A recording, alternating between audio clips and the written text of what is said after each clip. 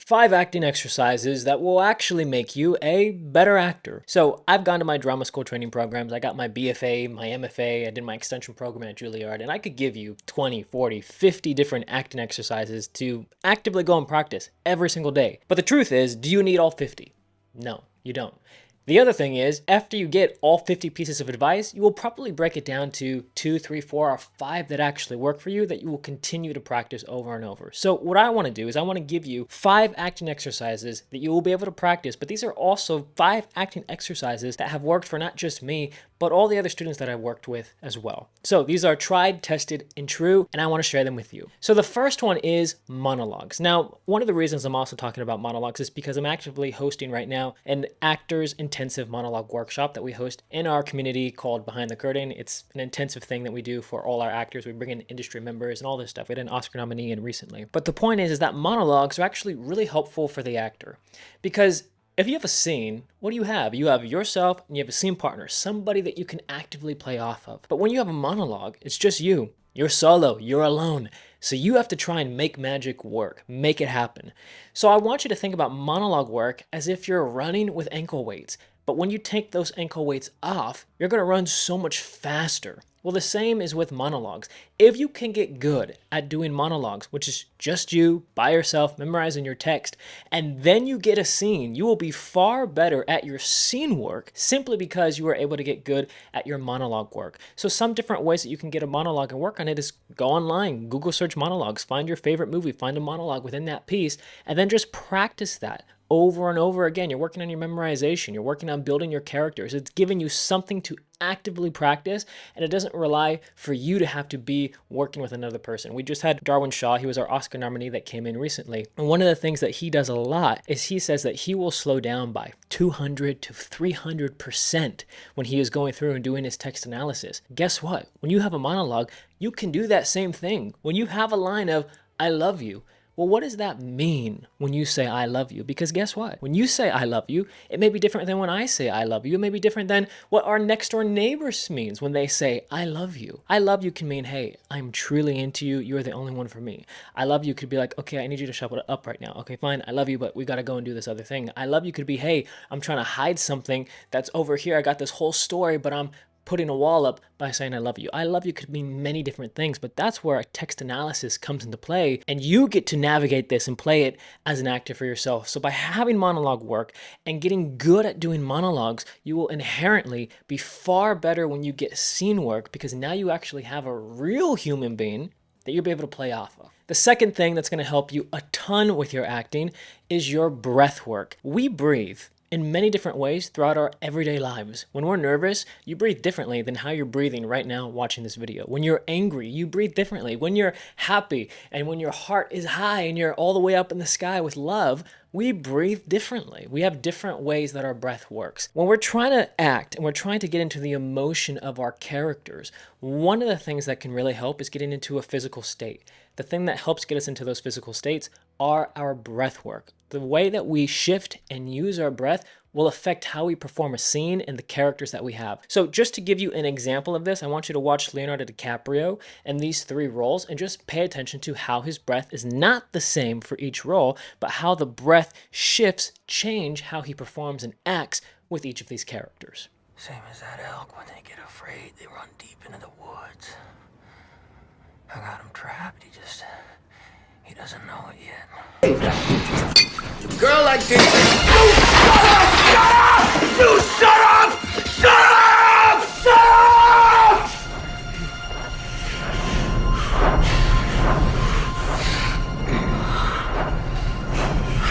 You're a mutt. Yeah, I still have family over there, though, in London. Explains you. I mean, you're a duchess, right? You're the Duchess of Bay Ridge. So if you want to be an actor like Leonardo DiCaprio, then pay attention to how your characters breathe.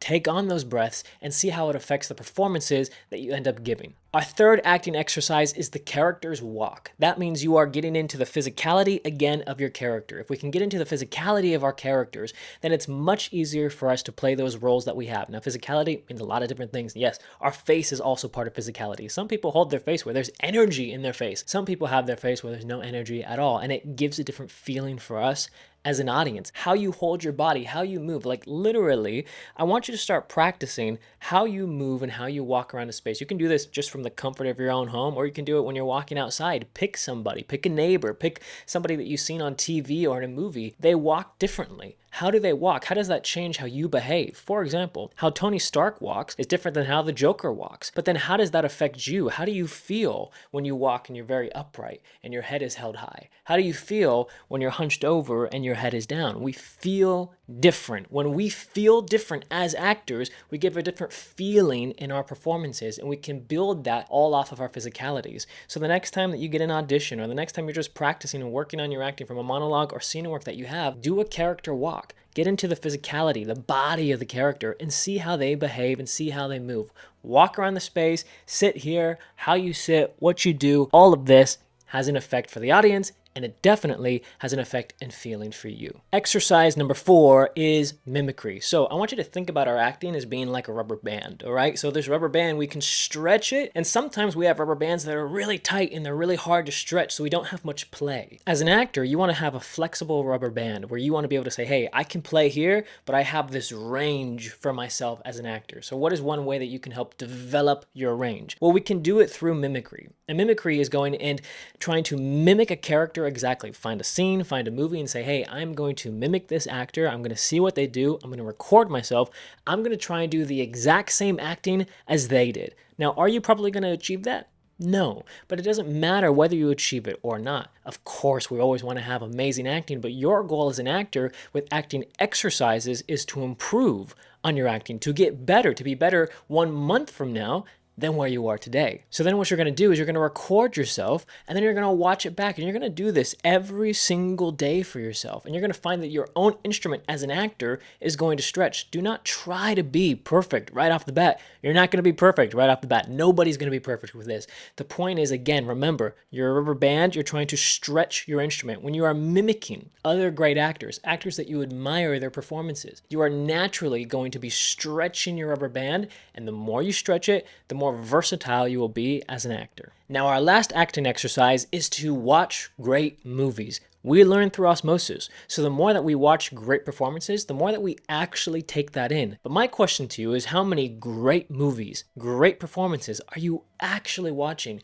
Because there's a lot of movies out there and TV shows that have been created where the acting's not so good, but yet we still watch it. What you need to do as an actor, if you want to be a professional actor, is you need to learn from the best. Somebody wants to go and be a great concert pianist. Do you think that they're going in and listening to every single song that somebody's putting out in the world? No, they have a very select few artists that they listen to over and over and over again to be able to improve on their own piano skills, but also to realize, hey, this is what I want to achieve. If you want to be a great actor, find great performances and watch those. So I hope these 5 acting exercises made sense to you. If you incorporate them, your acting will improve. Going back to what I was saying earlier, where we have our whole acting monologue workshops that we're doing, and we're doing all of that in our community behind the curtain. We do so many things there. One of the biggest things that we do is we bridge the gap between you and the actual people who work in this industry. So we bring in tons of different people. We bring in casting directors. We just had an Oscar nominee, Darwin Shaw, in there, like I mentioned before. We have somebody who's worked personally with Steven Spielberg before, and they're going to be coming into our community in October. The name hasn't been released yet. If you want to have early access to who that's going to be, then you can join us in Behind the Curtain. You're going to get all of that. Again, we have classes, we have workshops, we have so many things that we offer in there, and it's supposed to be everything that I would have wanted